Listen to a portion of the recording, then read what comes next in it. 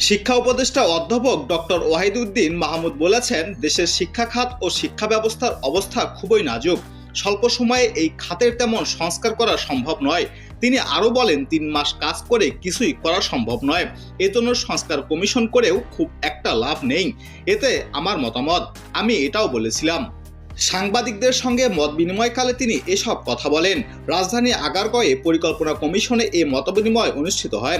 শিক্ষা উপদেষ্টা বলেন, শিক্ষা ব্যবস্থা একটা দেশে নষ্ট হতে যাওয়া অনেক সময় লাগে। এটা একটা সাইকেল চক্রাকার।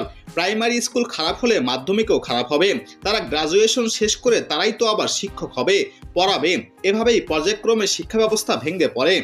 ওয়াহিদউদ্দিন মাহমুদ বলেন, বাংলাদেশের শিক্ষা ব্যবস্থা প্রথম খারাপ হয় 1972 সালে। বঙ্গবন্ধুর সময়ে শিক্ষামন্ত্রী ছিলেন ইউসুফ আলী। তার একটা প্রচণ্ড ভুল সিদ্ধান্ত ছিল। সেটা হলো, ভালো যে কলেজগুলো ছিল নামকরা কলেজ যাকে বলে, যেমন বিএম কলেজ, ঢাকা কলেজ, মুরারিজাত কলেজ, রাজশাহী কলেজ, প্রথমে এগুলোকে ইউনিভার্সিটি কলেজ বানিয়ে দিয়েছিল।